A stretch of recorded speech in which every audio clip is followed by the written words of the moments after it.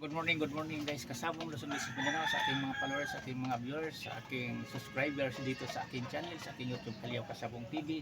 Nandito naman ako sa umaga na ito ngayon magbigay o konting tips sa kaalaman ko tungkol sa larangan sa industriya sabong sa patakaran ngayon sa sabong kakpit mismo dito sa San Juan. Ang paalala ko pala sa inyong mga baguhan pa lang, paghandaan nyo na kung mahilig kayong dumadayo dito sa San Juan Cockpit, kung mapanood nyo ito yung content ko nga i-upload dito sa aking YouTube Kaliyaw Kasabong TV, para nga hindi kayo magulat pagdating nyo dito kailan nakahanda kayo, kasi ang minimum na ngayon sa manok nagtaas na 8-8 na ang minimum. Half pint man yan o 2 hits. Dati 3-3 lang ang ngayon dito sa Cockpit sa San Juan, ngayon 8-8 na. Tinaasan na nila dahil may pa-premium naman at saka sa kahaba na kasing pila.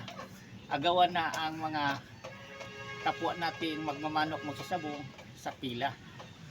Kahabang pila, hindi naman lahat mapasok yan dahil may limitasyon. Pinakamataas na halimbawa 3 hits, kasi ang 3 hits ngayon, tinawag 3 hits, dati 3 cocks derby yan. Ang 2 cocks derby dati, ngayon 2 hits. Ang tinatawag, parehas lang yan, timbangan din yan. Ano na ngayon, yung pag 3 hits, kailangan, ano din, may pamusta na ang manok natin. Kasi 8-8 na bawat isa ka manok, ang minimum bawat isa ka sultada. Sa dati, 3 lang ang kasanayan sa mga tao karamihan. Ngayon nagtaas na dahil alam nyo naman, alam siguro ng management sa sabungan na December na, Pasko na, mapira na siguro ang ibang magsasabong dahil nakatanggap na ng mga bonus 13 months, kaya malaki na ang ipinaparada sa mga manok nila. At saka pinaka number 1, may advice ko sa inyo nga ang manok nyo saktuhin nyo talaga sa kondisyon sa alaga, sa training. Kasi hindi na basta-basta ang labanan, ng mahigpit ang labanan talaga sa manok. Kung mapanood nyo ang malaban-labanan sa kahit sa sabungan cockpit ngayon, kahit sa probinsya, mahigpit na ang labanan. Dahil mga matibay na ang mga manok ngayon, dahil daming mga kakaalam kung paano ang sikreto ng pagkondisyon sa manok na ginagamit ng mga vitamins o anong pang-inject man yan na pangpatibay sa manok. Yan pinaka-importante. Pero pinaka-importante diyan, may hindi ko mawala sa isip ko, ang pinaka-advice ko sa inyo, tinuturo ko palagi sa inyo, piliin talaga ang linyada nyo nga hindi sakitin. At saka piliin nyo ang sisiyo, diol pa lang siya na maglaki hanggang pwede ning alabang hindi sakitin. Dagdag pangpatibay yan pagdating sa basahan. Tulad nito, ito siya linyada na white butcher ito. Ito din siya, hindi nagkaroog sipon man lang pagkadiol.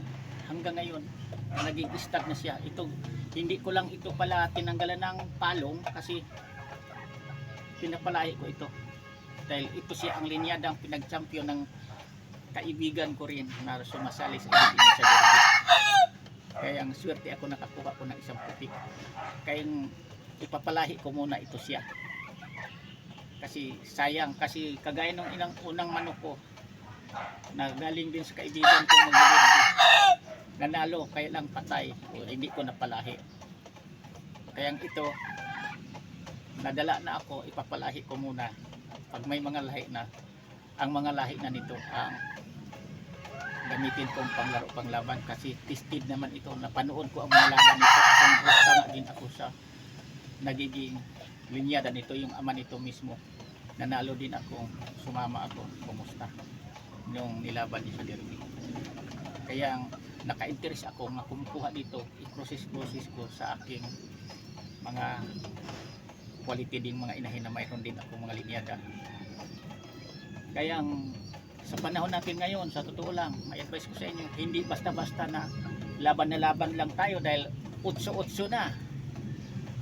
Tayong mga maliit magsabong, pag-ipunan na natin, kung lalaban tayo ng 3 hits, o 3 ka 8-8 na yan ang kailangan natin sa isa ka manok.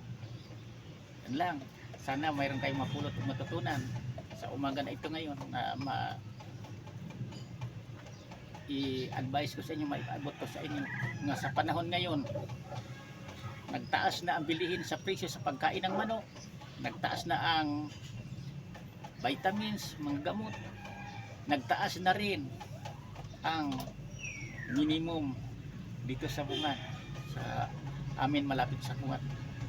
Dating tris-tris, yun magaan-gaan lang, pwede tayo magkapaglaban kung may tris-tris tayo sa isang manok, kung dalawang manok, o diba, tatlong manok. Pero sa ngayon kailangan na natin ang 8-8 na minimum kailangan bago tayo makasali sa larangan sa industriya sabong sa laro sa manok. Hanggang dito muna ako kasabong, bukas uli naman sana mapunood nyo itong content ko, kayong malapit-lapit lang o dumadayo kasi kilala din ang sabungang cockpit dito San Juan, kilalang kilala yan dahil bago na ang management niyan, ang nakabili niyan nagpatakbo sa sabungan na yan, pinida na. Yan lang, thank you, panood kayo.